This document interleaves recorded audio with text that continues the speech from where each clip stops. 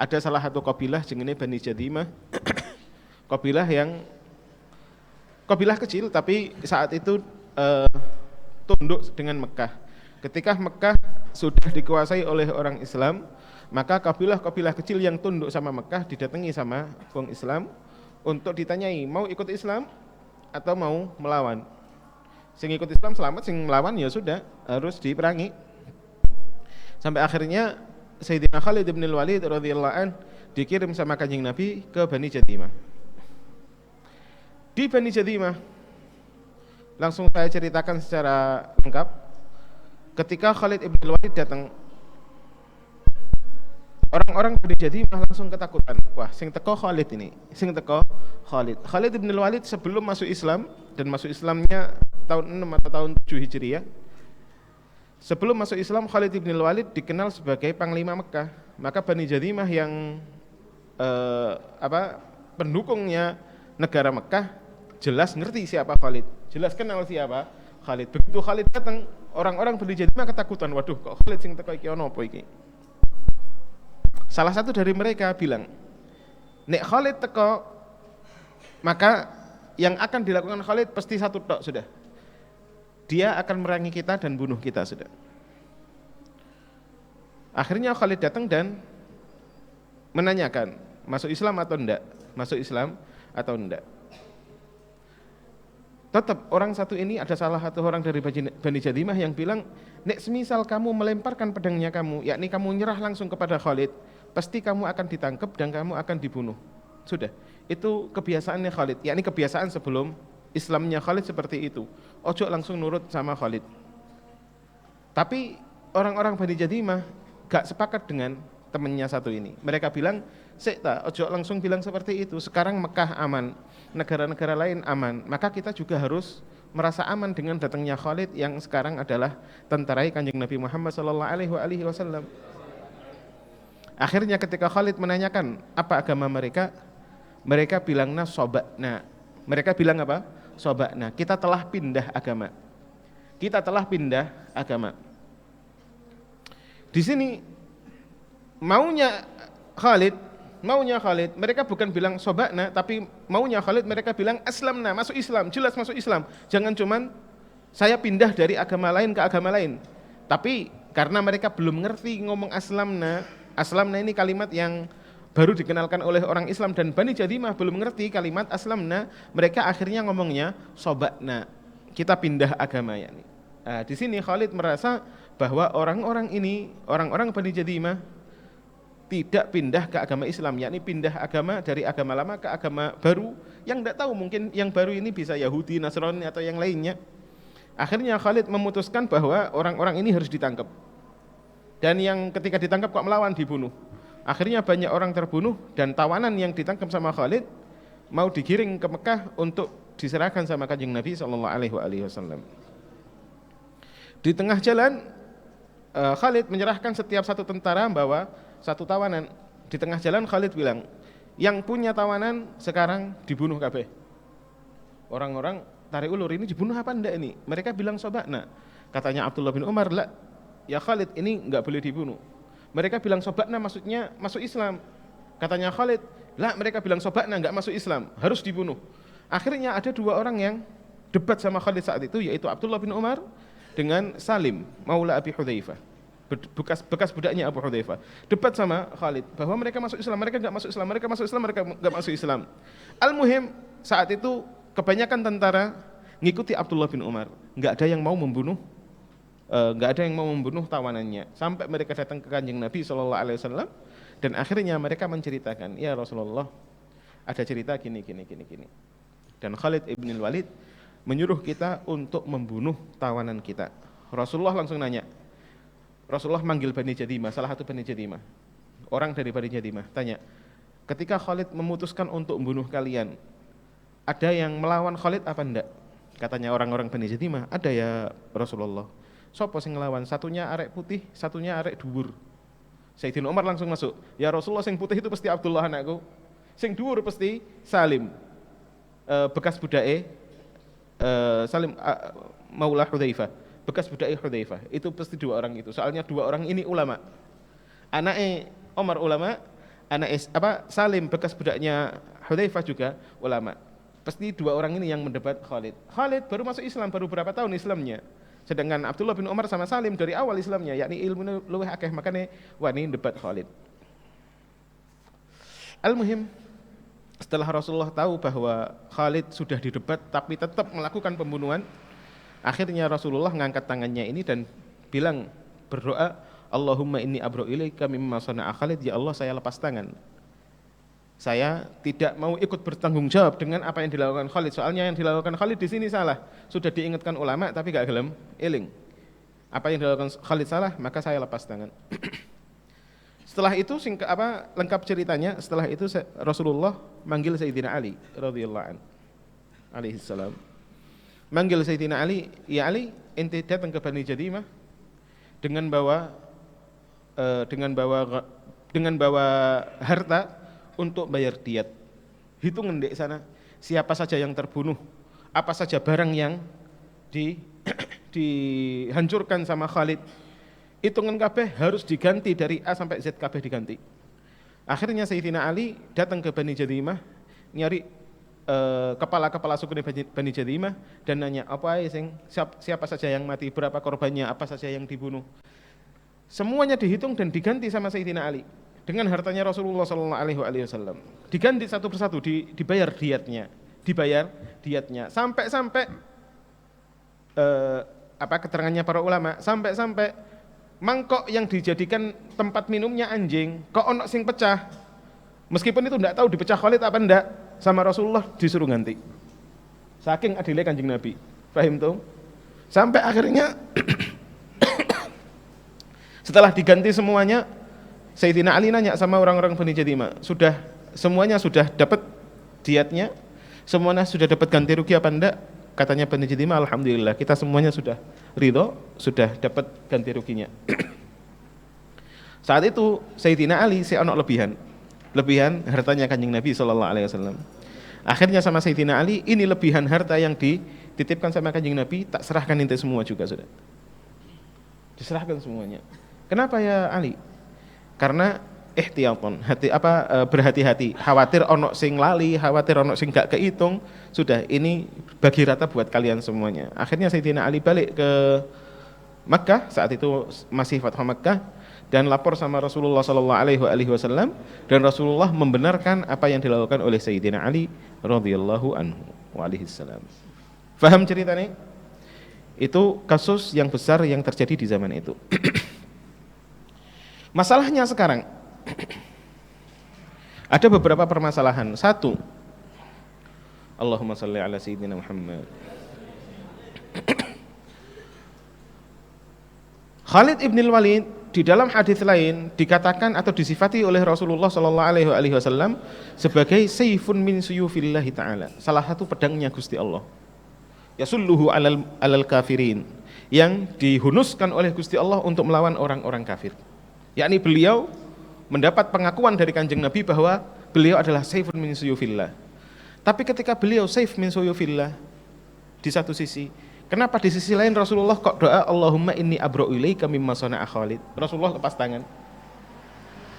Kayak ada pertentangan. Di satu sisi Rasulullah mengatakan Khalid adalah pedangnya Gusti Allah Ta'ala. Di sisi lain Rasulullah lepas tangan dari apa yang dilakukan Khalid. Apa jawabannya para ulama? Jawabannya para ulama, Khalid memang sayf min suyufillah, salah satu pedang yang dihunuskan oleh Gusti Allah untuk melawan orang kafir. Tapi meskipun begitu, tetap Sayyidina Khalid ghair ma'sum, tidak terjaga dari kesalahan. Maka Sayyidina Khalid meskipun beliau sayf min suyufillah, tapi ketika salah dan nyalai syariat Kanjeng Nabi, Rasulullah tetap lepas tangan. Kenapa? Karena itu tidak sesuai dengan ajaran Kanjeng Nabi, meskipun beliau sayf min suyufillah. Fahim toh?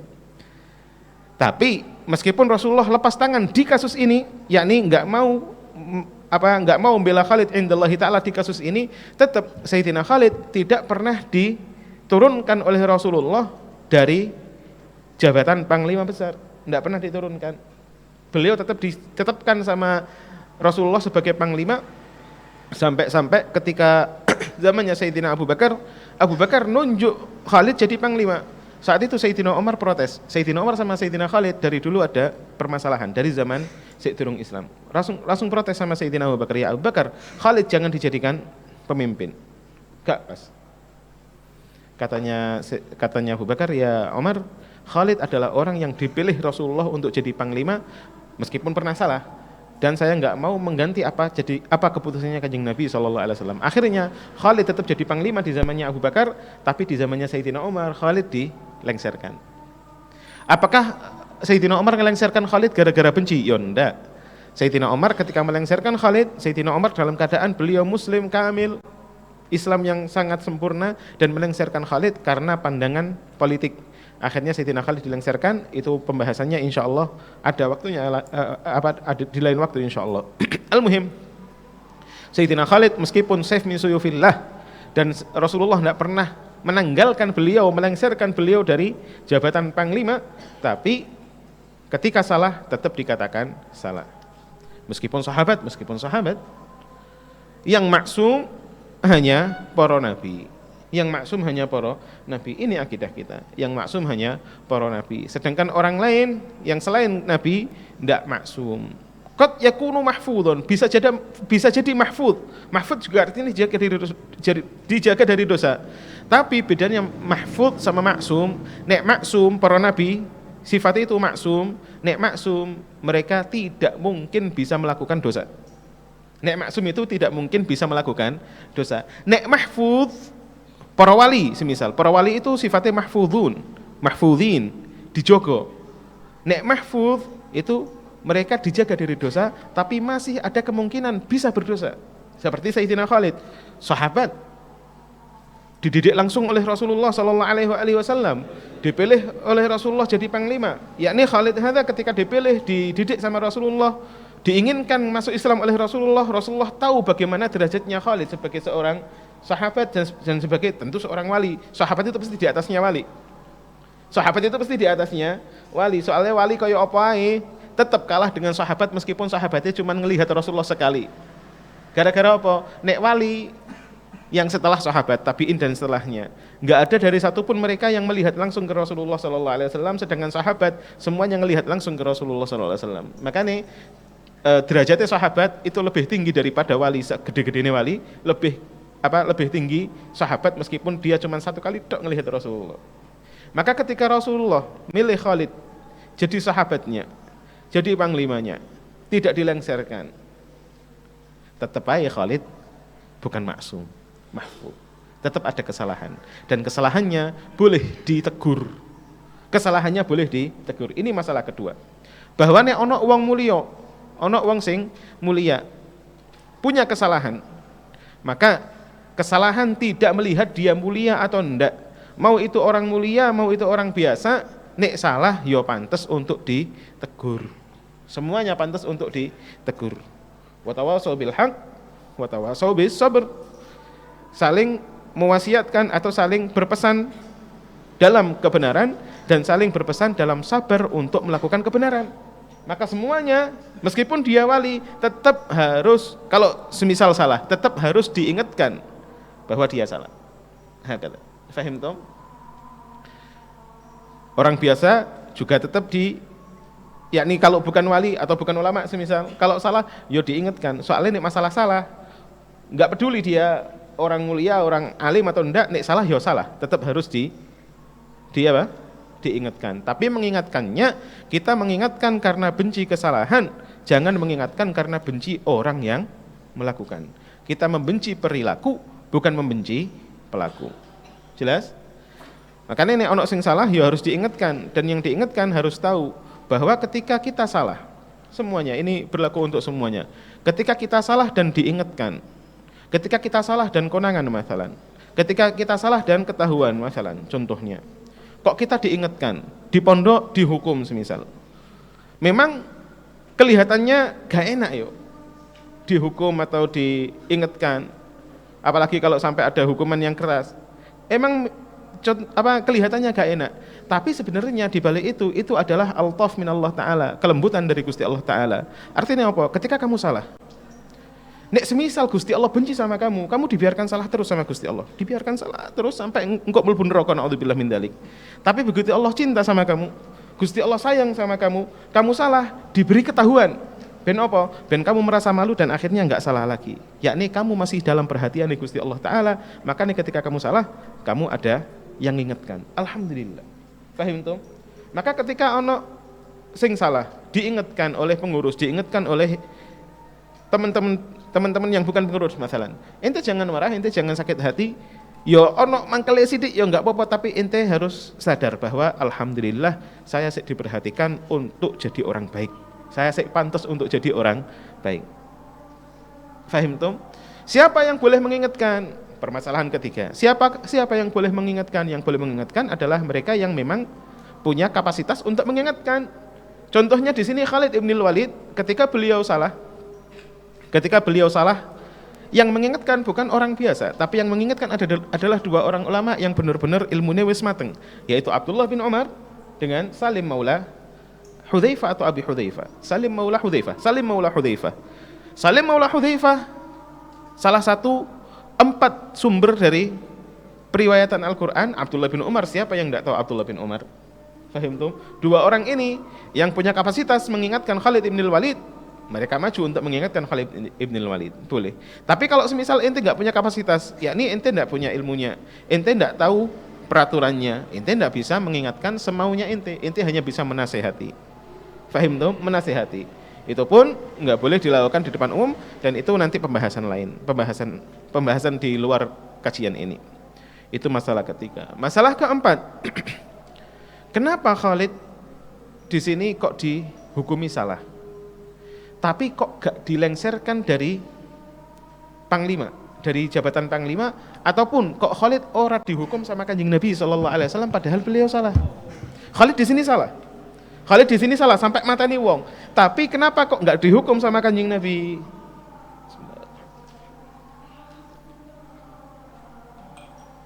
Kesalahan ono dua macam. Kesalahan yang murni itu adalah maksiat, atau murni itu melawan peraturan. Ada kesalahan yang langsung bisa dihukum biasa. Ada kesalahan yang gara-gara gagal paham atau salah takwil. Sama aja ya nih, gagal paham, salah takwil, gagal takwil itu sama saja. Nek kesalahan yang gagal takwil masih bisa diberi kesempatan lain. Di sini Khalid ibn Walid ketika mendengar sobakna, beliau mentakwili bahwa Bani Jadimah pindah dari agama A ke agama B yang selain Islam. Soalnya nek masuk Islam seharusnya ngomongnya aslamna atau bilang asyhadu alla ilaha illallah wa asyhadu anna muhammadan abduhu wa rasuluh. Seharusnya seperti itu. Tapi karena Bani Jadimah ngomongnya sobakna sama Khalid ibn Walid, beliau mentakwili bahwa Bani Jadimah ora masuk Islam, hanya pindah agama dari agama lama ke agama baru yang wallahu a'lam apa itu. Makanya di sini Khalid ketika mendengar sobakna, keputusannya beliau langsung harus dibunuh. Paham tuh? Di sini yang paham sopo. Kenapa kok Khalid seperti itu? Karena Khalid melihat kepada zahir lafadznya. Zahir lafadz sobakna yakni pindah agama. Makanya orang-orang dulu di zaman awal-awal Islam, orang-orang dulu di zaman awal Islam ketika Rasulullah baru-baru dakwah, nek ono wong masuk Islam itu julukannya sobe, bukan muslim. Sobe, yakni orang yang keluar dari agama lama, yakni keluar dari agama nyembah berhala. Makanya Kanjeng Nabi Muhammad SAW disifati sama orang-orang kafir sebagai sobe. Disifati sebagai seorang sobe, orang yang keluar dari agama lama. Padahal Rasulullah tidak pernah beragamanya mereka. Rasulullah dari awal sudah alal fitrah. Atau semisal ceritanya yang dulu kita kajian pagi, Tsumamah bin Utsal ketika ditangkap sama wong-wong Mekah, orang-orang Mekah bilang, "Ya Tsumamah, asobauta, kamu sobek tak? Kamu sudah keluar dari agama lama tak? Kamu sudah murtad tak?" Ya. Katanya Tsumamah, "Ma sobatu walakinni aslamtu." Saya enggak sobek, saya masuk Islam. Ojo dikatakan saya keluar agama lama, lah, saya masuk Islam, saya terlahir baru ya nih. Paham tum? Lah Khalid di sini dan dulu di zaman-zaman awal nek ono kata-kata sobe, kata-kata sobe itu sama dengan ejekan. Jadi semisal fulan sobe, yakni orang yang bilang fulan sobe yakni sedang ngejek fulan tersebut. Ayi sobe semisal, naudzubillah min dzalik. Sobe dari agama lama ke agama baru, yaitu Islam. Maksudnya maka sahabatnya Kanjeng Nabi ketika dikatakan sobe, yakni wong kafir kepingin ngelokno sahabat tadi. Fahim tum? Fahim tum? Jelas? Lah ketika Bani Jadimah mengatakan sobakna, Khalid pahamnya, oh arek iki kok ngelokno Islam. Sama Khalid akhirnya dibunuh. Fahim tum? Yang paham adalah Abdullah bin Umar. Abdullah bin Umar tahu Bani Jadimah ini tidak pernah ngerti Islam secara langsung.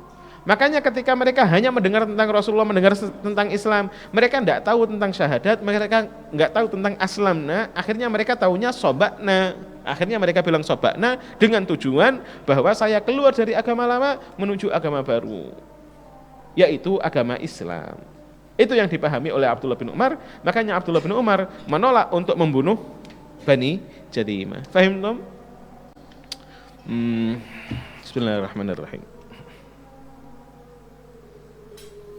Alhamdulillah pelajaran yang lainnya wallah alam belum keluar, mungkin kapan-kapan kalau lewat hadis ini lagi. Alhamdulillah. Fahim tum ya? Jadi seenggak-enggaknya kita punya 4 fawaid dari 4 faedah dari hadis ini. Bismillahirrahmanirrahim. Babu sariyati Abdullah bin Hudzafa as-Sahmi wa Alqamah ibn Mujazzaz al-Mudliji. Ai hadza utawi iki iku babu sariyati Abdullah bin Hudzafah, sariyahe Abdullah bin Hudzafah as-Sahmi wa Alqamah bin Mujazzaz al-Mudliji. Wa yuqalu dan ngendikaake innaha sak temene sariyatu Abdullah wa Alqamah iku sariyatul Ansari, sariyatul Ansar. Aran sariyatul Ansar yani. Wa bihi ilaihi qala haddatsana Musaddad qala haddatsana Abdul Wahid qala haddatsana Al-Amash qala haddatsani Sa'd bin Ubadah an Abi Abdurrahman anil Imam Ali radhiyallahu anhu alaihi salam qala ngendikan sinten Al-Imam Ali ba'atha ngutus an-nabi sinten an-nabi sallallahu alaihi wa alihi wasallam sariyatan ing sariyah fastakmala mongko ngangkat pimpinan sinten Kanjeng Nabi rajulan ing seseorang minal ansori saking wong ansor wa amara lan perintah sinten Kanjeng Nabi hum ing sariyah ayutiu ing arep yen to tunduk sapa ing arep yen to taat sapa sariyah hu ing rajulan faghadiba mongko ngamuk sapa rajulan yakni di tengah perjalanan faqala mongko ngendikan sapa rajul alaisa apa toh ora ono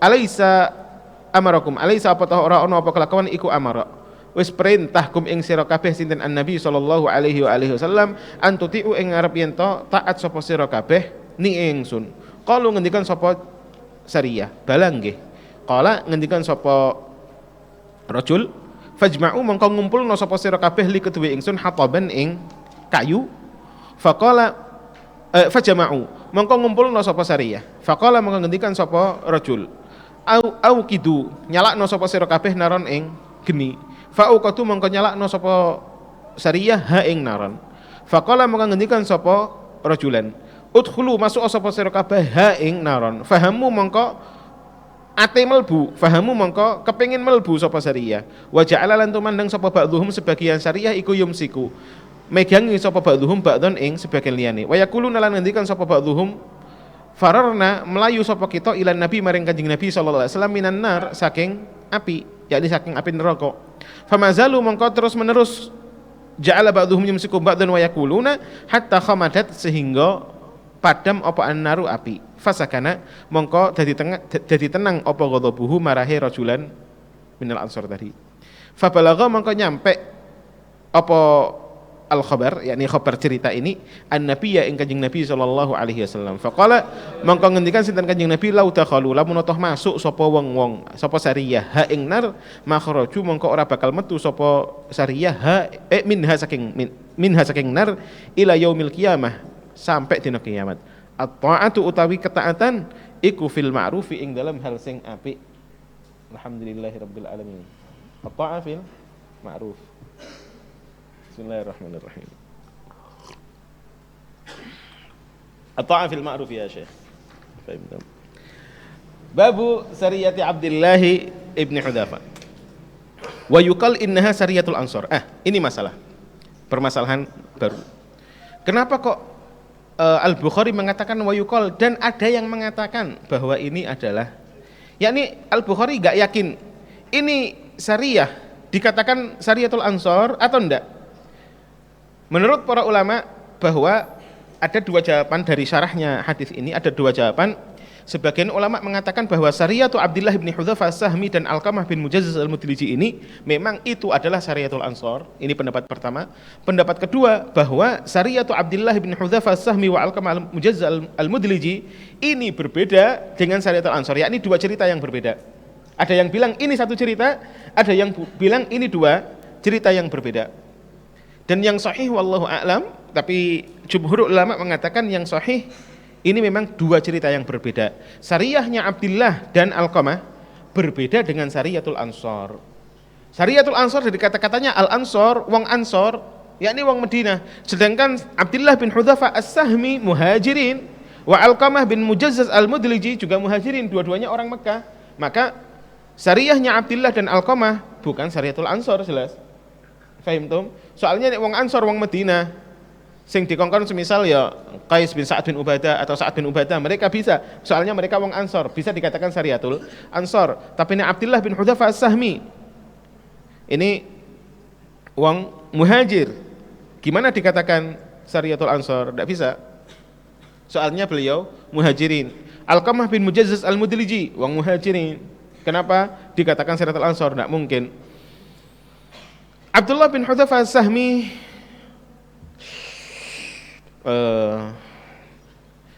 sementara ini yang saya ingat, saya baru ngaji tadi pagi alhamdulillah, makanya kok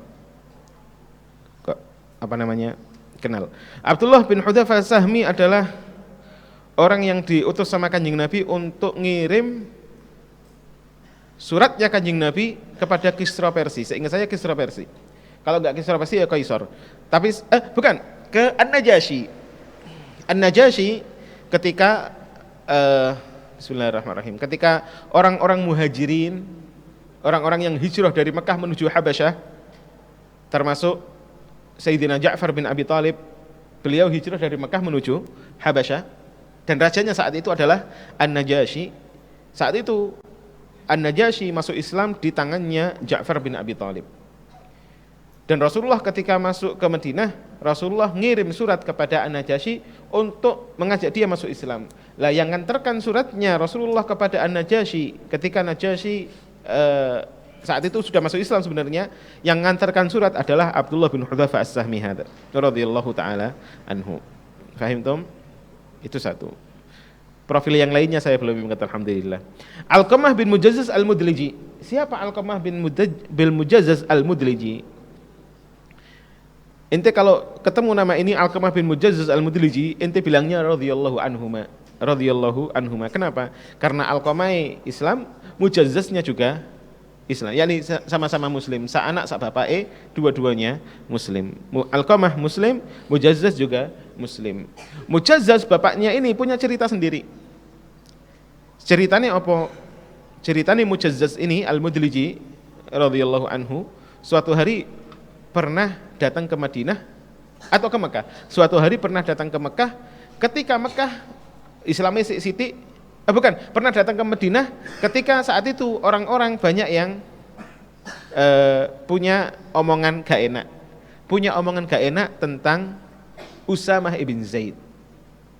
Zaid bin Harithah radhiyallahu anhu yang pernah diangkat anak sama Kanjeng Nabi, bekas budak Kanjeng Nabi, Zaid bin Harithah. Ini orang Yaman, yakni orang Arab asli. Setelah cerai dari Sayyidatna Zainab bintu Jahash radhiyallahu anha, yang Zainab bintu Jahash nantinya dinikah sama Kanjeng Nabi sallallahu alaihi wasallam, akhirnya beliau duda dan menjomblo rodok suwe. Fahim tuh? Siapa? Zaid bin Harithah jomblo rodok suwe. Akhirnya Rasulullah suatu hari bilang, siapa yang kepengin ngelihat wanita yang pasti masuk surga, maka lihatlah Ummu Aiman, budaknya Kanjeng Nabi sallallahu alaihi wasallam yang dari Afrika, yakni budak negro Kanjeng Nabi, Ummu Aiman radhiyallahu taala anha wa ardhaha. Akhirnya ketika dibilang bahwa Ummu Aiman ini adalah penduduk surga, yakni dijamin sama Kanjeng Nabi bahwa Ummu Aiman ini mlebu surga. Zaid bin Harithah langsung ngomong, "Ya Rasulullah, saya kepingin nikah sama Ummu Aiman. Saya yang mau nikahi Ummu Aiman." Akhirnya Ummu Aiman dinikahkan oleh Rasulullah dengan Zaid bin Harithah. Ketika menikah antara Zaid bin Harithah dengan Ummu Aiman, lahirlah Usamah ibn Zaid. Cuman Zaid bin Harithah ini wong Arab, Usamah bin Zaid beliau lahir dengan kulit hitam, kulit negro. Nuruni kulite ibuke. Paham toh? Akhirnya wong-wong ngomong, wong Arab kok ada negro ya apa sih? Katanya. Paham toh? Jadi bahan gunjingan. Rasulullah saat itu susah. Rasulullah tahu ini benar-benar anaknya. Tapi susahnya Rasulullah kenapa? Zaid adalah hibbu Rasulillah, orang yang sangat dicintai sama Rasulullah SAW sampai pernah dianggap anak. Ummu Aiman adalah budaknya Kanjeng Nabi atau bekas budaknya Kanjeng Nabi, warisan abahnya yang dari kecil ngurusi Rasulullah SAW. Maka Zaid sama Ummu Aiman adalah dua orang yang paling dicintai sama Kanjeng Nabi SAW. Dan anaknya Sayyidina Usamah juga dicintai sama Rasulullah, jelasnya sangat dicintai sama Rasulullah. Tapi kok gaya bahan gunjingan wong, ya Rasulullah rada susah. Paham toh? Ketika Rasulullah lagi susah ono bahan gunjingan seperti itu, ketika Rasulullah ada di rumahnya Ummu Aiman, dan saat itu Zaid bin Harithah dengan anaknya Usamah bin Zaid lagi tidur bareng. Ya bapak anak turu bareng kan biasa. Tiba-tiba Mujazzaz al-Mudliji ini ceritanya bolo kita ini. Mujazzaz al-Mudliji radhiyallahu anhu datang ngelihat ke Usamah sama Zaid bin Harithah sama bapaknya. Kulitnya beda, sijine kulit Arab, sijine kulit negro. Tapi Mujazzaz ini bilang, lihat dari kakinya. Mujazzaz bilang, oh, nek lihat dari kakinya, bentuk kakinya, anak kecil ini adalah anak asli dari Zaid bin Harithah. Yakni Mujazzaz al-Mudliji meyakinkan umat Islam atau orang Madinah bahwa Usamah benar-benar anak Zaid bin Harithah.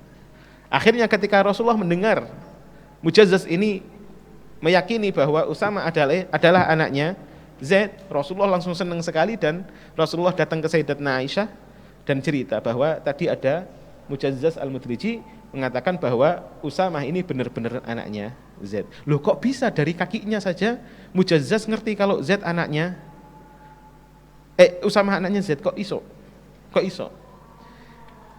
Bani Mudlij, baninya Mujazzaz al-Mudlij ini, Bani Mudlij ini punya keistimewaan, yaitu mereka bisa mengenal orang dari jejak. Bani Mudlij itu salah satu kabilah yang terkenal dengan Qiyafah itu mengenal jejaknya orang. Jadi semisal ketika dulu Rasulullah sama Abu Bakar hijrah, Rasulullah ketika hijrah sama Sayyidina Abu Bakar, habis itu Rasulullah ketika hijrah, jejak kakinya Rasulullah sama Abu Bakar itu dikaburkan dengan kambing yang dibawa sama Amir bin Fuhairah. Jadi Abu Bakar bilang sama Amir bin Fuhairah, ya Amir, ente nanti bawa kambing ke arah sana untuk nyamarkan jejak saya, ben jejak saya diinjek-injek sama kambing. Yakni jejaknya Rasulullah di padang pasir diinjek-injek kambing, kalau kita ngelihat sudah nggak ada jejaknya, sudah ganti jejaknya kambing. Paham tuh? Wong-wong Arab wong-wong Mekah ketika kepingin mendeteksi atau detektif, yakni cari detektif yang tahu di mana arahnya Rasulullah, mereka langsung nyeruk Bani Mudlij. Akhirnya Bani Mudlij langsung melihat ke padang pasir di sekitar Mekah, melihat beberapa jejak kaki, akhirnya melihat ada jejak kaki yang terkaburkan oleh kakinya kambing. Orang Bani Mudlij ini tahu, oh ini jejak kakinya Muhammad sama Abu Bakar, cuman ditutupi dengan jejak kakinya kambing. Sampai ketahuan sampai seperti itu. Fahim tuh? Akhirnya Rasulullah berhasil dikejar sampai Gua Hira gara-gara orang dari Bani Mudlij. Jelas?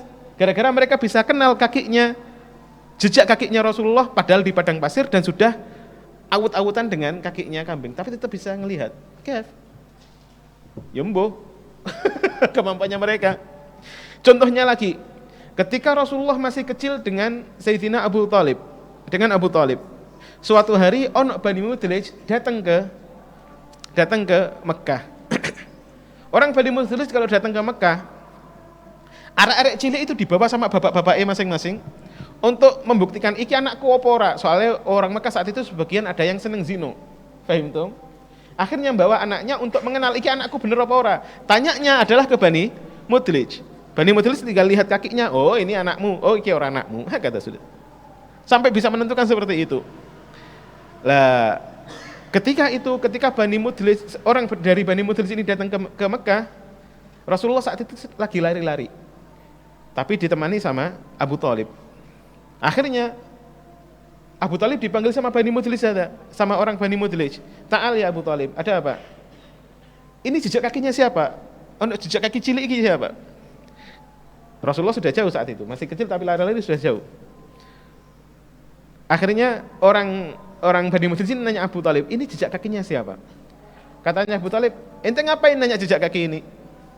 Katanya orang Bani Mudlij, demi Allah, kaki ini sama kayak yang ada di makam Ibrahim. Yakni jejak kakinya Rasulullah persis dengan jejak kakinya Nabiullah Ibrahim, dan ini akan menggantikan mbahnya. Abu Thalib diem, ya sudah. Saya cukup tahu itu, alhamdulillah sudah. Cukup sudah. Paham? Jadi Bani Mudlij dari awal adalah Bani atau kabilah detektif. Kabilah detektif karena bisa ngerti kakinya orang. Paham tuh? Itu jenengnya qiyafah, pakai qaf, qiyafah. Dan Mujazzaz al-Mudliji punya kisah tadi yang saya ceritakan bahwa Usamah ditetapkan oleh Mujazzaz al-Mudliji bahwa ini benar-benar anaknya Zaid. Soalnya apa? Ini berbeda. Paham tuh? Tapi dua-duanya adalah orang hebat. Siapa yang enggak kenal Usamah bin Zaid yang ketika umur 17 tahun langsung dipilih oleh Rasulullah SAW jadi panglima yang membawai siapa? Membawai Abu Bakar, Umar, Utsman, Ali. Allahu Akbar. Abu Bakar, Umar, Utsman, Ali saat itu umurnya, Abu Bakar, Umar, Utsman umurnya sudah 50 ke atas. Bahkan Sayyidina Abu Bakar 60 saat itu sudah. 60 saat itu.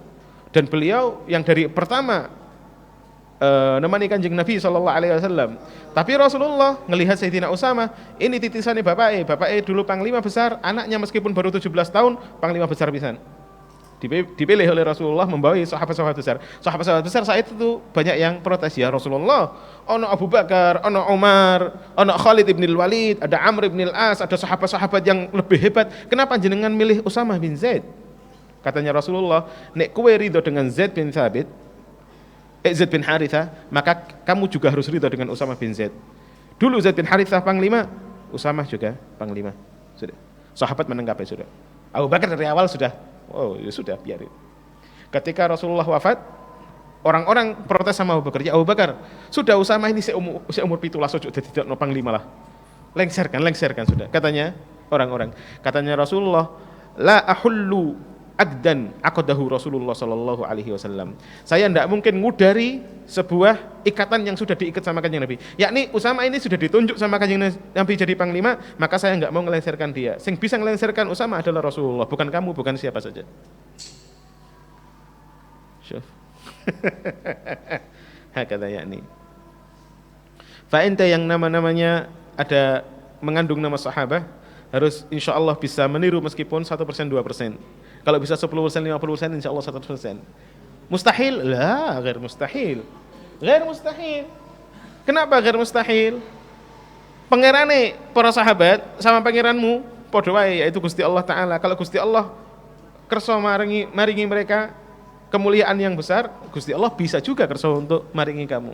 Paham tuh? Atau kalian yang kalau memang jengen kok ora podo atau jengen kok Jawa ya apa? Jengen Jawa pun apik, jengen Jawa pun punya arti.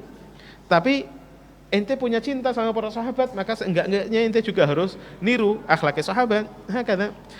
Al-muhim ini gara-gara siapa ini? Gara-gara Mujazzaz al-Mudliji radhiyallahu anhu. Nah, ada itu permasalahan pertama sudah. Fawaid pertama. Faedah kedua.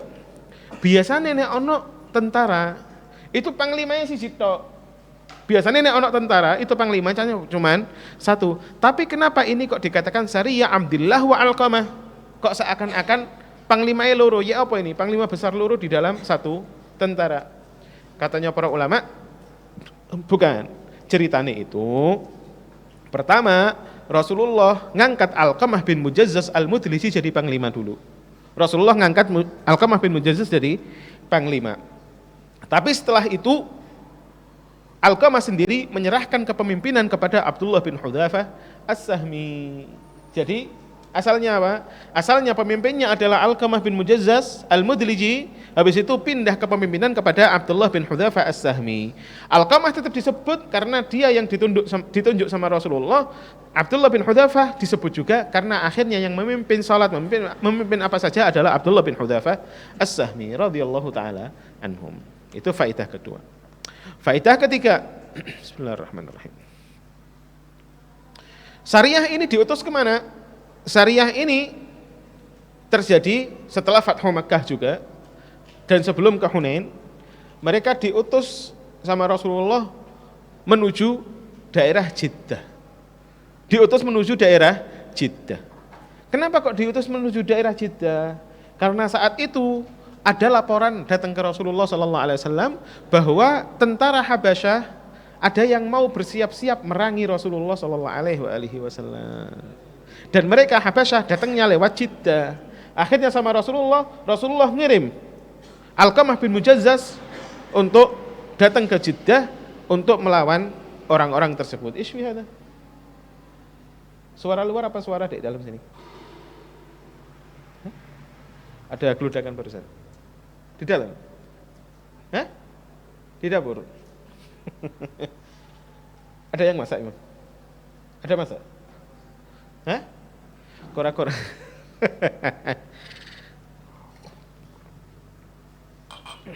Dulu ketika kita di Mekah, teman-teman juga ada jadwal kora-koranya juga sama. Kita istilahnya tanziful awani, membersihkan barang-barang dapur yakni. Aniyah, membersihkan wadah-wadah. Tapi tanziful awani diberi waktu bebas, hanya saja tidak boleh ketika ada kajian. Seharusnya seperti itu. Ada masuknya ke divisi siapa ini? Divisinya Ayi atau dapur sama kebersihan di bawahnya ente Ayi. Sahih? Di bawahnya siapa? Aulia, divisinya Aulia. Aulia kalau bisa di mana Aulia? Hada huwa. Kalau bisa di tertib lagi untuk bersih-bersih dapur harus jam berapa? Fahim tuh? Kalau ketika ngaji jangan bersih-bersih dapur, jangan bersih-bersih awan nih, bukan? Faidah alhamdulillah, faidah. Jangan bersih-bersih awan nih soalnya apa? Lagi ada kajian. Fahim tuh? Kalau semisal dia bersih-bersih sebelum maghrib tapi karena saking akehe tembus sampai ngaji ya wes. Itu enggak masalah. Tapi kalau pas ngaji, sengaja pas ngaji saya bersih-bersih ya itu enggak boleh. Fahim tuh? Kenapa? Karena bisa ditunda, maka kajian dikedepankan dulu. Dulu di Mekah juga seperti itu. Di Mekah juga seperti itu. Ana akhir-akhir di Mekah itu tanzif awaninya dapat hari Jumat. Biasanya saya tanzif awani jam 2 jam 3 siang. Lagi kenang-kenang hakata ya ini teman-teman tidur saya tanzif awani, habis itu baru salat asar, habis asar istirahat baru. Alhamdulillah. Kalaupun enggak istirahat ya nyapu. Tapi saya ingat soalnya saya sendiri yang nulis jadwal. Dan sama pengurusnya sama Habib Segaf saat itu, kamu hari Kamis, Mat. Ya sudah saya dapat hari Kamis. Tapi awan ini hari Jumat, bukan hari Kamis, hari Jumat maksudnya, hari Jumat. Awan ini rada akeh. Soalnya ketika Jumat kadang-kadang karena libur pagi-pagi arek-arek masak. Engkau jam 11 arek-arek masak untuk yang pondok. Pagi-pagi masak sendiri-sendiri, tapi kan masak sendiri-sendiri itu kadang-kadang pangkoe talame ora diresiki dioleh ngono ya sudah. Engko ono sing resiki sudah. Akhirnya sing resiki ya sing tanzif awani. Saya dapat Jumat 2 minggu sekali saya. Dewean. Enggak bareng-bareng 2 orang 3 orang enggak ada, awani 2 orang 3 orang di sana. Dewean. Alhamdulillah. Siang ada, malam ada. Siang ada, malam ada. Hakata ana dapat Jumat malam Jumat siang sama malam Ahad. Alhamdulillah. Yakni tanzif awani. Nanti kalau malam Ahad anak awani ini jam 11 malam. Setelah awani langsung turu enak. Tapi kadang-kadang nek awani ini ditinggal Ya diamuki karo arek-arek, saya mau masak kok sik kotor kabeh kata. Akhirnya terpaksa sudah awani. Alhamdulillah. Malah ada cerita salah satu teman Kutama, aku enggak menangi. Dia besok pulang nih. Tapi malam ini jadwalnya tandif awani. Akhirnya apa? Malam itu mau enggak mau tetap dia suruh tandif awani dulu. Habis itu habis mandi tidur, habis subuh berangkat pulang. Meskipun mau pulang ono wadhifah ya, wadhifahnya harus dilakukan. Meskipun pulangnya pakai pesawat kayak dia, tetap harus tandif awani. Sing berat tandif awani dulu, kan satu orang tok tandif awani. Pertandif awani satu orang. Yang berat itu kalau malam Idul Fitri. Malam Idul Fitri biasanya anak masak, itu masak untuk malam itu, untuk pagi sama untuk siang. Jadi langsung 3 menu besar disiapkan untuk arek sepondok dan keluarganya Abuya. Jadi awani ini 3 kali lipat. Nah itu sing ngawani dewa niku, waduh, karo kamu sudah lagi habis malam Id atau setelah sholat Id malah suruh bersih-bersih katanya nih. Alhamdulillah. Just, ceritanya seperti itu. Al-muhim diatur waktunya kalau memang semisal ada. Fahim tuh? Jangan sampai tabrakan sama ngaji, kapi. Tadi gara-gara apa sih? Alhamdulillah. Cerita terakhir tentang siapa? Tentang faedah selanjutnya, bismillahirrahmanirrahim. Faedah selanjutnya, kenapa kok Alqamah bin Mujazzaz al-Mudliji yang ditunjuk sama Rasulullah untuk datang ke Jeddah? Karena sebelumnya Alqamah sama orang-orang Habasyah pernah ada permusuhan. Dan Alqamah yang berpengalaman untuk melawan orang-orang Habasyah. Makanya Rasulullah nunjuknya Alqamah untuk jadi pemimpin. Ceritanya saat itu, entah itu diceritani Alqamah ataupun ceritanya Syariatul Ansor, ada kesamaan. Cuman ini dua hal yang berbeda, dua cerita yang berbeda, cuman ada kesamaan. Kesamaannya apa? Bahwa mereka ketika di perjalanan, sebelum berjalan, Rasulullah selalu mengingatkan tentara. Rasulullah nyiapkan tentara, nyiapkan pemimpinnya. Tentaranya dibilangi, kalian harus nuruti perintah pemimpin. Pemimpin ngomong A, kalian semua A, pemimpin ngomong B, kalian semua B. Gak boleh ada yang bangkang kepada pemimpin.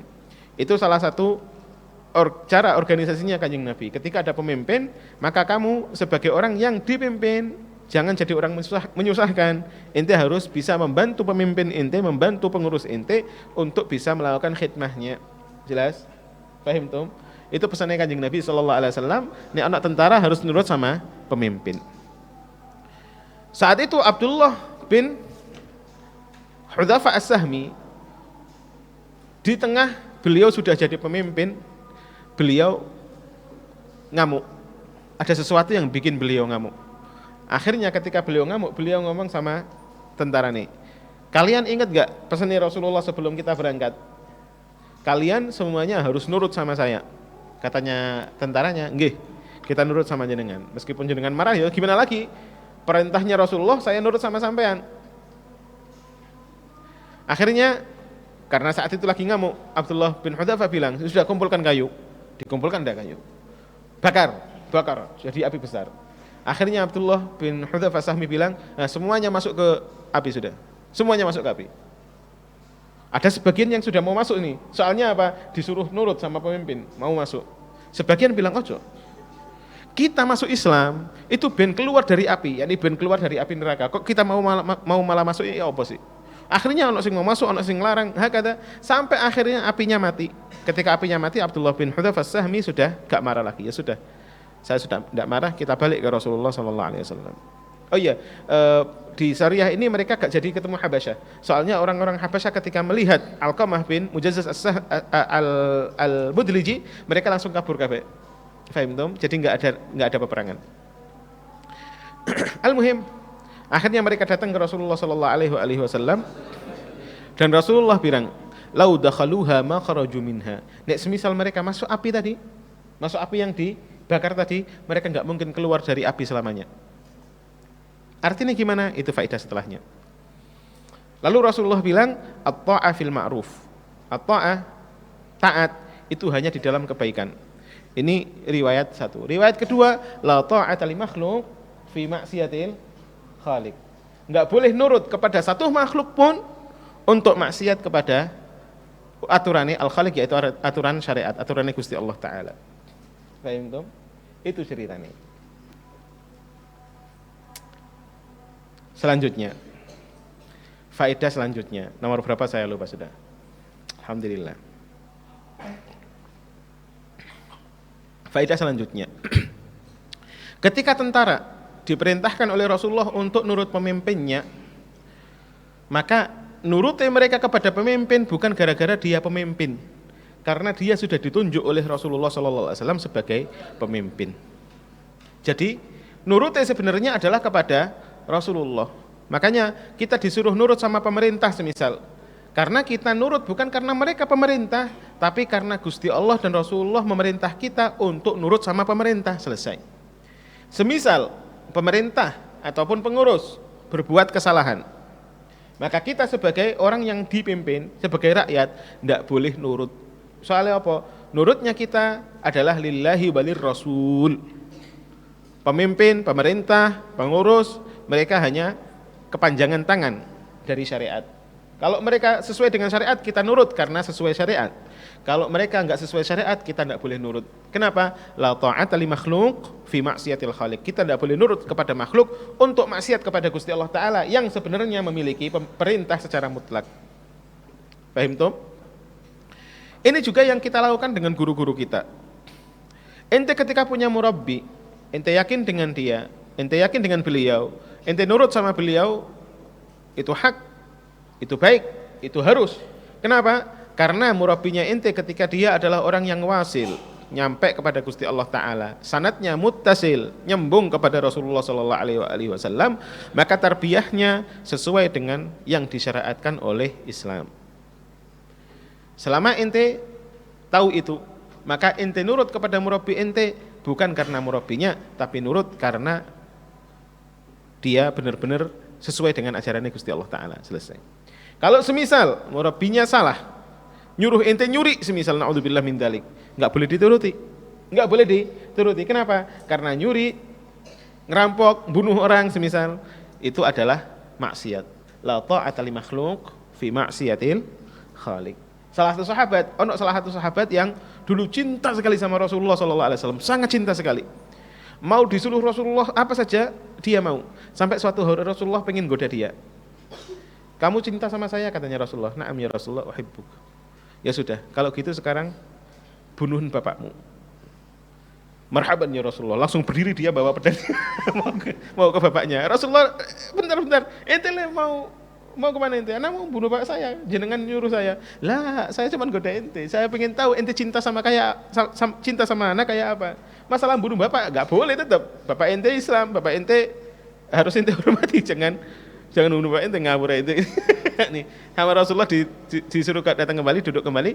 Tapi sahabat ini akhirnya enggak lama beliau sakit dan akhirnya beliau meninggal di zamannya Rasulullah sallallahu alaihi wasallam. Contohnya lagi penerapan la ta'ata li makhluq fi maksiatil khaliq adalah ketika Allahumma shalli ala sayyidina Muhammad. Mus'ab bin Umair radhiyallahu anhu. Beliau ketika masuk Islam, ibunya sik kafir. Disiksa sama ibunya habis-habisan, tapi Mus'ab bin Umair enggak pernah nolak untuk disiksa ibunya sudah. Dilokno ibuke meneng, diiringi ibuke meneng. Gara-gara apa? Gara-gara sama Rasulullah dibilang sama Rasulullah, ente jangan pernah nyakiti hati ibu ente sudah. Jangan pernah nyakiti hatinya ibu ente. Meskipun ibu ente kafir dan benci sama ente, tapi ente jangan pernah nyakiti hatinya ibu ente. Nurut sama Rasulullah SAW. Sampai akhirnya ibunya ngerti perintah itu, perintah nurut sama ibunya bilang, ya siapa tadi? Mus'ab. Ente disuruh sama nabinya ente untuk nurut saya?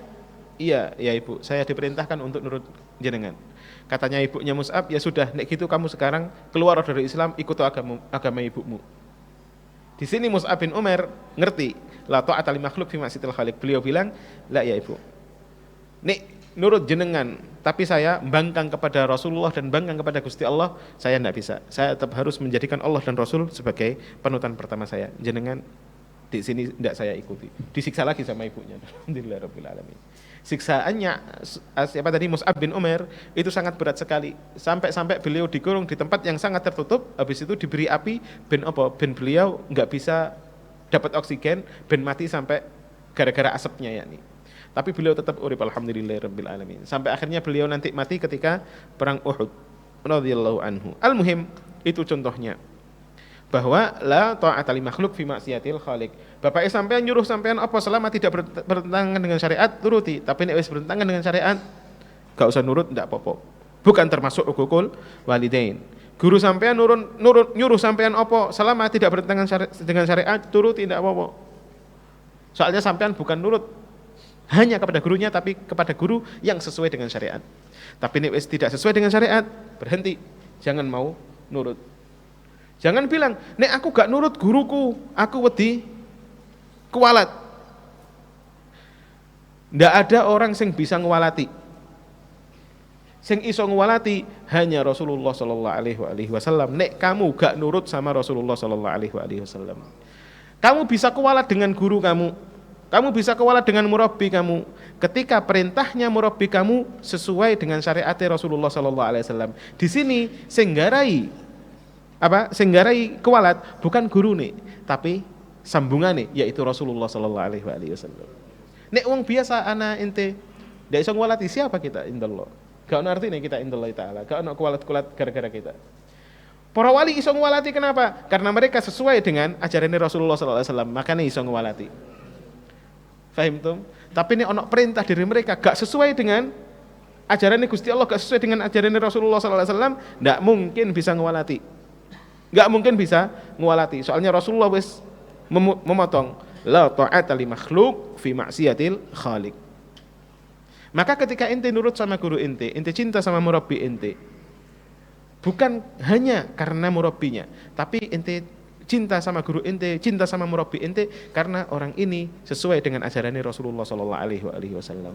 Tidak keluar dari ajaran Rasulullah sallallahu alaihi wasallam. Tahu hukum-hukum yang diajarkan oleh Rasulullah sallallahu alaihi wasallam lewat para ulama. Fahim tuh? Jelas? Jelas ya? Kita cinta sama guru kita karena sesuai dengan, kita yakin bahwa beliau sesuai dengan ajarannya Rasulullah SAW. Mau yang di sini syekhuna berarti murabbi kita, ummuna murabbiyahnya kita, ataupun di pondok lain kalau semisal ada yang punya pondok atau mau pindah pondok, wallahu alam, tetap murabbinya juga seperti itu. Fahim tum? Jelas? Sing iso ngwalati hanya Rasulullah SAW. Karena nek kamu bukan kamu, nek semisal ono wong gak nurut sama guru nih, padahal guru nih sesuai dengan perintah Rasulullah, sesuai dengan ajaran Rasulullah, maka sejati ini dia telah nulayani apa perintah Rasulullah. Nek ono wong nulayani perintah Rasulullah, ya jelas bikin Gusti Allah murka. Fahim? Maka kualat gara-gara adalah murka nih Gusti Allah, ono wong gak nurut sama perintah Rasulullah yang disampaikan oleh murabbinya atau disampaikan oleh seorang wali. Fahim? Maka nih ojo wedi dengan namanya kualat atau yang lainnya selama sampean berpegang teguh dengan ajaran Rasulullah sallallahu alaihi wasallam. Gak ono ceritane kualat. Gak ono ceritane kualat kecuali nek ono wong sing nulayani perintah Rasulullah. Itu sudah. Itu ente pegang. Alhamdulillah. La ta'ata li makhluk fi maksiatil khaliq. Semisal ono orang nyuruh ente pakai barang halal. Habis itu ada orang lain bilang, "La pakai barang curian aja masalah." La ta'ata li makhluk fi maksiatil khaliq. Tetap harus pakai barang halal masalah contohnya. Contohnya yakni fahimahu man fahima wa lam yafhamhu man lam yafham. Fahim ya Syekh Ibnu? Ada enggak jadi saya Fredel Gus, alhamdulillah, cukup. Nek gak gelem nurut. Alhamdulillahirabbil alamin. Al-muhim.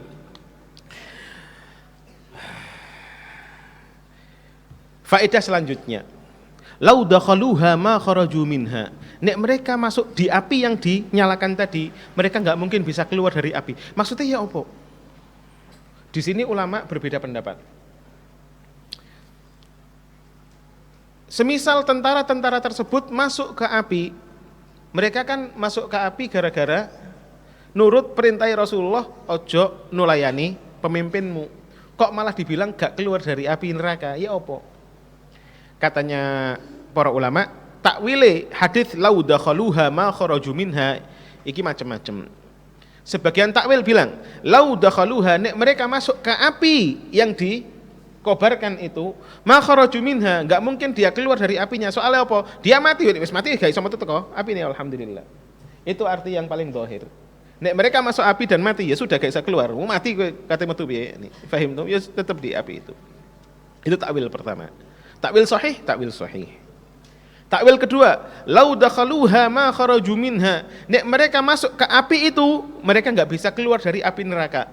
Nah, ini takwil ini rada ono muskilahnya. Ketika mereka masuk ke apinya, mereka masuk gara-gara nurut sama Rasulullah. Yakni mereka masuk dalam keadaan Islam dan mati dalam keadaan Islam. Kok gak metu dari neraka ya apa sih? Katanya para ulama, nek mereka masuk ke api tersebut, gak mungkin bisa keluar dari neraka dengan satu catatan, nek mereka menghalalkan bunuh diri. Soalnya apa? Bunuh diri dosa besar. Nek mereka masuk api dan menghalalkan bunuh diri dan mengatakan ini adalah perintahnya Rasulullah, maka gara-gara akidah tersebut, akidah yang salah tersebut, mereka tidak mungkin bisa keluar dari neraka. Fahim tum? Maka lau dakhaluha ma kharaju minha, seenggak-enggaknya ada dua takwilan tersebut, sampean harus paham. Lau dakhaluha ma kharaju minha, nek mereka masuk ke api ya enggak bisa keluar soalnya wis mati, itu arti pertama.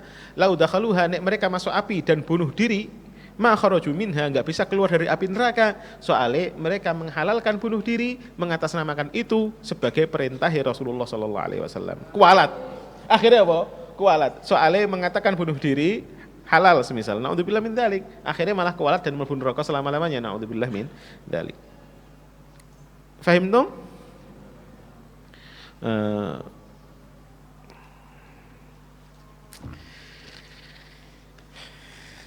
At-ta'atu fil ma'ruf, la ta'ata li makhluk fi ma'siyatil khaliq. Babu ba'thi Abi Musa wa Mu'ad ila Yaman qabla hajjatil wada alaihi wa sallallahu ala nabi wa alihi wasallam. Sudah. Fawaid yang lainnya saya simpan kapan-kapan saja, soalnya tadi malah panjang cerita gara-gara Mujazzaz al-Mudliji radhiyallahu anhu. Tapi alhamdulillah, inda dzikris shalihin tatanazalur rahmat. Ketika kita nyebut wong soleh, dan Mujazzaz al-Mudliji sahabi lebih dari soleh sudah, maka rahmat turun, alhamdulillahirabbil alamin. Bukan cuma itu, kita juga nyebut bagaimana mereka khidmah sama Rasulullah sallallahu alaihi wasallam dan menyenangkan Rasulullah. Wis dzikris shalihin tatanazalur rahmat, kita juga nyebut sayyidus shalihin sallallahu alaihi wasallam. Fahim tum? Kalau inda dzikris shalihin tatanazalur rahmat, famadza yatanazzal inda dzikri sayyidus shalihin. Nek ketika nyebut wong soleh, para wali, rahmat medun, rahmati Gusti Allah medun. Bagaimana nek kita nyebut Rasulullah sallallahu alaihi wasallam? Sing medun bukan cuma rahmat dak ya. Sing medun insyaallah sa'adatud darain. Sing medun adalah kebahagiaan abadi di dunia sampai akhirat. Amin. Satu lagi, alhamdulillahirabbil alamin. Ada apa baik untuk saya terangkan. Tadi saya sempat mengatakan bahwa sahabat sak cilik apapun, sahabat meskipun hanya melihat Rasulullah cuman sekali saja atau kumpul sama Rasulullah cuman sebentar saja, mereka lebih mulia daripada para wali sak gede-gedene wali. Kenapa? Karena mereka melihat Rasulullah sallallahu alaihi wasallam secara langsung atau berkumpul dengan Rasulullah secara langsung, yang Rasulullah sallallahu alaihi wasallam adalah ar-rahmatul muhdah. Beliau sallallahu alaihi wasallam adalah rahmatnya Gusti Allah, inti rahmatnya Gusti Allah. Maka ketika ketemu langsung, salaman sama Rasulullah atau melihat Rasulullah meskipun dari jauh, maka mereka langsung berubah dari buruk menjadi istimewa. Bukan dari buruk jadi baik, dari buruk menjadi istimewa langsung, otomatis. Kenapa? Seingat saya pernah menceritakan sebagian sahabat dulunya pernah ada yang benci Kanjeng Nabi sallallahu alaihi wasallam. Dulunya ada yang benci Kanjeng Nabi sebelum masuk Islam, benci sama Kanjeng Nabi. Akhirnya dadanya dipegang sama Rasulullah, begitu dilepaskan tangannya Rasulullah dari dada mereka, mereka langsung berubah jadi orang yang paling mencintai Rasulullah, dan Rasulullah menjadi orang yang paling mereka cintai gara-gara asalnya benci, dipegang Rasulullah akhirnya jadi cinta. Apalagi sahabat yang sudah Islam, percaya dengan Rasulullah dan melihat Rasulullah dengan mata mereka langsung, maka mereka pasti lebih baik daripada yang dipegang sama Rasulullah saja. Paham tuh? Makanya mereka lebih istimewa daripada orang-orang yang setelahnya, dari tabi'in ataupun tabi'in, para wali. Saat gede-gede mereka, ya nggak ada yang melihat Rasulullah ketika Rasulullah masih hidup. Dan faedah yang lainnya, ini kemarin saya sampaikan di Banat, di kajian yang kelas aliyah sama takhusus. Sekarang saya sampaikan sama antum yang faham insyaallah faham dan mendapat manfaat, yang enggak faham ya semoga kapan-kapan faham, bahwa ketika Rasulullah sallallahu alaihi wasallam mensifati wali, ditanya, ya Rasulullah sapa sih wali itu? Ya Rasulullah sapa wali itu? Rasulullah bilang, al wali man idza ru'iya dzukirallah. Wali, kekasih Gusti Allah, adalah orang yang ketika kamu lihat, kamu langsung ingat sama Gusti Allah Ta'ala. Itu sifatnya wali. Bagaimana dengan para sahabat yang melihat ke Rasulullah Sallallahu Alaihi Wasallam secara langsung? Apa yang mereka lihat? Apa yang mereka lihat? Apa yang mereka ingat? Fahim tuh? Nek wali saja, yang wali ini hanya penerusnya Rasulullah, pewarisnya Rasulullah Sallallahu Alaihi Wasallam. Ketika para wali ini dilihat, kalian bisa ingat Gusti Allah Ta'ala. Sampai-sampai katanya ulama, melihat wali juga termasuk ibadah. Soalnya ketika ente melihat wali, ente ingat sama Gusti Allah Ta'ala. Bagaimana dengan orang yang melihat aslinya, yaitu Rasulullah Sallallahu Alaihi Wasallam? Apa yang mereka lihat? Makanya ketika para sahabat melihat langsung kepada Rasulullah, kumpul langsung dengan Rasulullah Sallallahu Alaihi Wasallam, mereka menjadi orang yang paling mulia.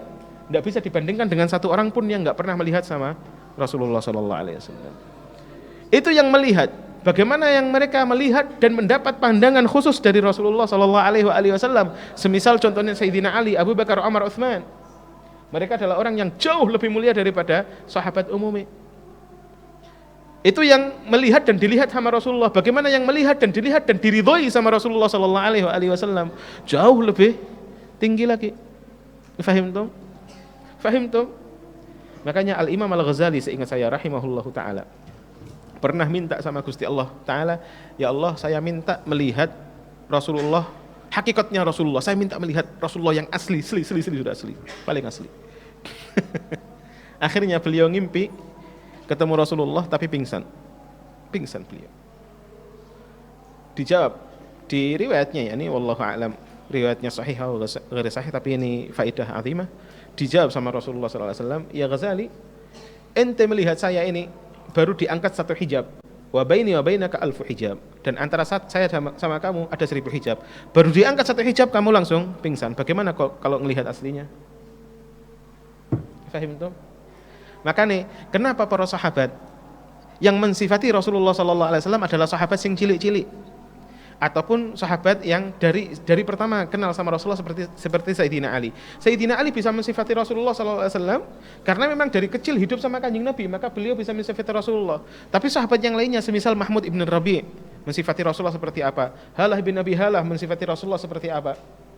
Karena mereka kecil dan belum melihat Rasulullah, hakikatnya Rasulullah, mereka hanya melihat jasadnya Rasulullah dan akhirnya mensifati. Tapi sahabat-sahabat yang besar, Abu Bakar, Umar, Utsman, Abdurrahman bin Auf atau yang lainnya, sahabat-sahabat yang sudah mendapat derajat yang sangat tinggi sekali, ketika mereka di depannya Rasulullah, tidak ada yang berani melihat Rasulullah, semuanya nunduk. Kenapa? Tadi itu, al-wali man idza ru'iya dzikrullah, maka tidak tahu apa yang dilihat sama Abu Bakar, Umar, Utsman. Ketika lihat Rasulullah, mereka harus nunduk, tidak bisa melihat Rasulullah SAW. Fahim tuh? Makanya di hadis lain, ketika para sahabat di hadapannya Rasulullah Sallallahu Alaihi Wasallam, mereka semuanya nunduk, sampai-sampai kalau semisal ada burung di atasnya mereka, burungnya nggak tahu kalau itu adalah orang. Saking sakinahnya mereka di depannya Rasulullah Sallallahu Alaihi Wasallam. Makanya juga kenapa nggak ada wanita yang terfitnah dengan gantengnya wajahnya Kanjeng Nabi Sallallahu Alaihi Wasallam? Karena para sahabiyat bukan melihat Rasulullah sebagai menungso biasa, tapi melihat yang tadi itu al-wali man idza ru'iya dzukirallah. Mereka melihat sesuatu yang sangat berbeda sekali, makanya tidak bisa terfitnah. Sallallahu alaihi wa alihi wasallam. Fahim tum? Makane nek ana wong kok ngelokno sahabat, satu sahabat pun pasti orang ini adalah orang celaka. Katanya Rasulullah, Allah fi ashabi. Wadiyo kepada Gusti Allah, wadiyo kepada Gusti Allah Ta'ala dari mencela sahabat saya. Soalnya apa? Mereka orang-orang yang benar-benar berbeda, benar-benar pilihannya Gusti Allah Ta'ala. Mereka adalah orang-orang yang benar-benar diistimewakan sama Gusti Allah Ta'ala untuk melihat Rasulullah secara langsung. Bukan seperti kalian yang belum pernah melihat Rasulullah, kok malah wani-wani mencela para sahabat. Na'udzubillah min dzalik. Fahim tum? Jelas? Jadi faedah yang faham insyaallah tambah cinta, yang belum paham insyaallah ditambahi cinta dan ditambahi faham. Allahumma amin. Babu ba'thi Abi Musa wa Mu'adz ila Yaman qabla hajjatil wada' alaihi wa sallallahu ala nabi wa alihi wasallam. Allahumma 'allimna ma yanfa'una fa'na ma 'allamtana wa zidna ilma alhamdulillah ala kulli hal wa na'udzu billahi min halahil nar. Allahumma inna nastaudi'uka ma qara'na fadhakkirna bihi innal hajata ilaihi. Allahumma zi'anna sayyidina Muhammadan sallallahu alaihi wa alihi wasallam ma huwa ahlu. Allahumma zi'anna sayyidina Muhammadan al-malik wa sayyidina Ahmad al-malik wa syakhana ummana wa asatidatana kullahum ma hum ahlu. Wa sallallahu ala sayyidina Muhammad walhamdulillahi rabbil alamin. Rabbana taqabbal minna wa aqbalna bi sirril Fatihah. Bismillahirrahmanirrahim.